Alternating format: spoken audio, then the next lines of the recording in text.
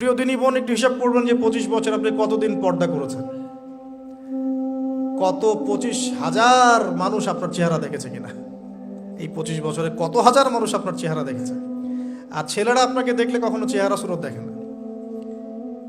বেগানা নারীর দিকে একটা ছেলে যখন তাকায় এবং সেক্সুয়াল ডিজায়ার নিয়ে তাকায়, তখন সে চোখ দিয়ে তাকে রেপ করে। ভেরি সরি টু সে যে আপনি প্রচুর চোখ দিয়ে রেপড হয়েছেন প্রিয় দিনী বোন। অনেকেই আপনাকে চোখ দিয়ে রেপ করেছে, আপনি বুঝতেই পারেন নাই। এই 25 ইয়ার্স আমরা অনেক কিছুই করেছি, অনেক কিছু করি নাই। এখন একটু আজকে সাদা একটা কাগজ নিয়ে আমরা একটা হিসাব করব যে আমরা 25 বছরে কি কি করেছি, কি কি করি নাই, কি কি পাপ করেছি, কি কি করি নাই, কি কি পুণ্য করেছি, কি কি করি নাই। আমি আগে মনে করতাম যে একটা খালেস তওবা ইনশাআল্লাহ আল্লাহ পাক সব মাফ করে দিবেন। আসলে আল্লাহ পাক মাফ করেই দিবেন, কিন্তু ভিতর থেকে স্যাটিসফাই হতে পারবেন না আপনি। এখন যদি আপনি এখান থেকে আমার এই লেকচারটা শুনে আল্লাহর ওলি হয়ে যান এবং আপনি বড় মুহাদ্দিস, মুফতি, দিনের বড় দায়ী ইলাল্লাহ, বড় পলিটিশিয়ান, বড় ইঞ্জিনিয়ার, মানে যারা ওয়ার্ল্ডকে ইসলাম স্ট্যাবলিশমেন্টের দিকে নেতৃত্ব দিচ্ছেন, এমনও মানুষ যদি আপনি হয়ে যান, আপনি এই 25 বছরের ঋণটা শোধ করতে পারবেন না। এই 25 বছরের ঋণ আপনাকে প্রতিনিয়তই ভিতরে ধুকিয়ে মারবে আর কি, যেটা আমাদেরকেও মারে ভিতর থেকে। যে আমরা যদি আগে থেকে বিষয়গুলো বুঝতাম, যদি আরও আগে থেকে স্টাডি করতে পারতাম, আরও বেশি যদি আমি আলেম ওলামার সাথে মিশতে পারতাম, আরও যদি বেশি গভীরে যেতে পারতাম, তাহলে কতই না ভালো হতো। আমি আশা করি কথাগুলো আপনাদের কলিজায় পৌঁছাবে ইনশাআল্লাহ। এখন লাইফের এটা সবচেয়ে ভাইটাল পার্ট। এই সম্পর্কে আমি জাস্ট 2টা হাদিস বলে আস্তে আস্তে কনক্লুশনের দিকে যাচ্ছি। নবী সাল্লাল্লাহু আলাইহি ওয়াসাল্লাম বলছেন যে 7 শ্রেণীর মানুষকে আল্লাহ পাক কিয়ামতের দিনে আরশের ছায়া দিবেন। কত শ্রেণী ভাই? তার মধ্যে সেকেন্ড শ্রেণীটা হচ্ছে সেই যুবক নাশাআ ফি ইবাদাতিল্লাহি তাআলা, যে আল্লাহ পাকের ইবাদতে তার যৌবনকালটা কাটিয়ে দিয়েছে। এখনো বাকি আছে আপনার সামনে। যৌবনকাল কতটুকু? হয়তো 15 to 40। তার মানে এখনো 40 বা 50 বছর পর্যন্ত আপনার যৌবন টিকে থাকবে ইনশাল্লাহ, যদিও বা এই যুগে থাকে না আর কি। আমরা তো ফ্যান্টাসিতে ভুগি অনেক সময় 4টা বিয়ে।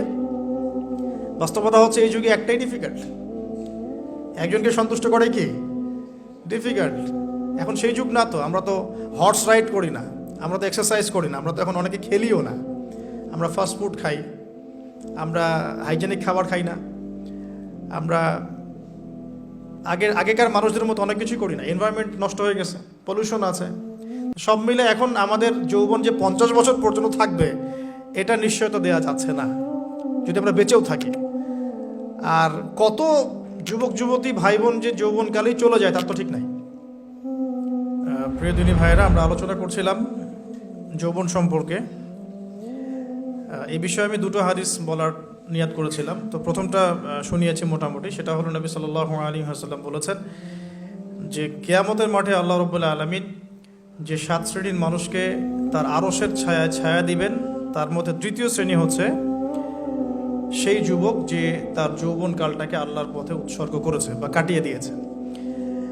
আরেকটা হাদিস যেটা বলতে চাচ্ছিলাম সেটা হলো কিয়ামতের মাঠে 5টা প্রশ্ন হবে, স্পেশাল 5টা প্রশ্ন। যে 5টা প্রশ্নের উত্তর না দেয়া পর্যন্ত কাউকে ছাড়া হবে না। তার মধ্যে প্রথম প্রশ্নটাই হচ্ছে তোমার জীবন কোন কাজে কাটিয়েছো, এবং দ্বিতীয় প্রশ্ন হচ্ছে তোমার যৌবন কোন কাজে কাটিয়েছো। সো আমি বলছিলাম আপনাদেরকে যে যৌবন কালটাকে যদি আমরা আল্লাহর পথে কাটাতে পারি, ইনশাআল্লাহু তাআলা আমাদের এই যে উদ্দেশ্যটা, যে নিজেরা দিন পালন করব, নিজের পরিবারের মধ্যে প্রতিষ্ঠা করব, আমাদের সমাজে দিন ইসলামের দাওয়াতি কাজ করব, যেখানেই থাকি সৎ থাকব, একদিন ইনশাআল্লাহ দিন আবার বিজয়ী হবে, এই যে স্বপ্নগুলো, এগুলো বাস্তবায়িত হবে ইনশাআল্লাহ তখনই যখন আমরা নিজেরা পরিবর্তিত হয়ে সমাজের জন্য ভালো কিছু বয়ে নিয়ে আসবো ইনশাআল্লাহ। তো আমি জাস্ট কয়েকটা পয়েন্ট আপনাদের সাথে একটু শেয়ার করে শেষ করে দিব যে এখন থেকে কিভাবে আপনারা বা আমরা আমাদের যৌবনটাকে আল্লাহর পথে কাটাতে পারি।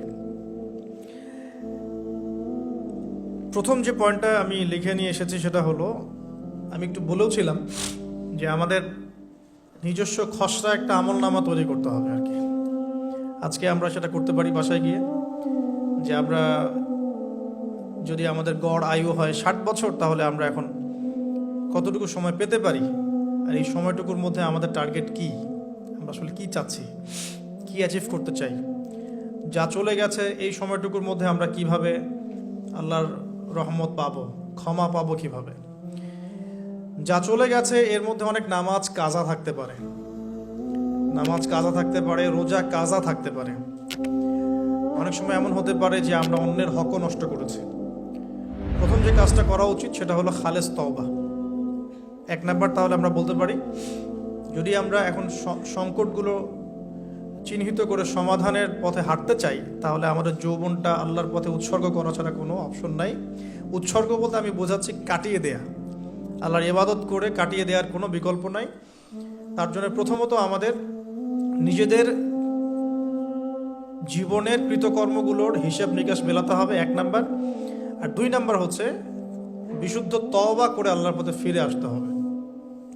বিশুদ্ধ তওবা কিভাবে করব এটা আমরা অনেকে বুঝি না। অনেকে মনে করি যে মুখ দিয়ে জাস্ট আস্তাগফিরুল্লাহ বললেই হয়তো তওবা হয়ে যায়। বিষয়টা এমন নয়। বিশুদ্ধ তওবা হচ্ছে আপনি আল্লাহর দিকে পরিপূর্ণ অভিমুখী হবেন, রুজু করবেন, এর নাম হলো বিশুদ্ধ তওবা। যে পাপগুলো করেছি এগুলোর জন্য ক্ষমা চাওয়া, এই পাপগুলো কোনোদিন করব না এরকম প্রত্যয় ব্যক্ত করা, আর যদি অন্যের সাথে সম্পৃক্ত কোনো হক থেকে থাকে সেটা ফেরত দেওয়া। তো আমরা আজকে গিয়ে সুন্দর করে ওযু করে 2 রাকাত নামাজ পড়তে পারি। 2 রাকাত নামাজ পড়ে আমরা আল্লাহকে বলতে পারি যে আস্তাগফিরুল্লাহাল্লাযী লা ইলাহা ইল্লা হুয়াল হাইয়ুল কাইয়্যুম ওয়া আতুবু ইলাইহি। আল্লাহ, আমি আমার জীবনের এই যে একটা বড় সময় তোমার থেকে দূরে ছিলাম, নামাজ কাজা হয়েছে, রোজা কাজা হয়ে গেছে, চোখের হেফাজত হয় নাই, জিনা হয়ে গেছে নাউযুবিল্লাহ, মাদকের সাথে সম্পৃক্ত ছিলাম নাউযুবিল্লাহ, আমরা মিউজিক্যাল ইনস্ট্রুমেন্ট প্লে করেছি, ইত্যাদি ইত্যাদি। এগুলো থেকে আল্লাহ আমরা আজকে তোমার কাছে তওবা করছি, ক্ষমা চাচ্ছি, এবং আগামী দিনগুলোতে তোমার হুকুম আহকাম মেনে চলার তৌফিক চাচ্ছি। 2টো জিনিস খুব প্রয়োজন, একটা হলো তৌফিক, একটা হলো দোয়া। আপনার প্রচেষ্টা আল্লাহর কাছে দোয়া করতে থাকা এবং আল্লাহর কাছে তৌফিক কামনা করতে থাকা। আল্লাহ পাক যাকে ইচ্ছা তাকে তৌফিক দিয়ে থাকেন। আল্লাহ রাব্বুল আলামিন যাকে ইচ্ছা তাকে তৌফিক দিয়ে থাকেন। যে আল্লাহর কাছে যত বেশি চাইবে আল্লাহ পাক তত বেশি দিবেন ইনশাআল্লাহ। তো এই জন্য চেয়ে নিতে হবে, প্রথমত চেয়ে নেবেন যে আল্লাহ আপনি আমাকে তৌফিক দিন, যাতে করে আমি আমার পুরো জীবনটাকে আপনার ইবাদতে কাটাতে পারি, আরশের ছায়া পেতে পারি। আল্লাহ কবুল করুন, আমিন।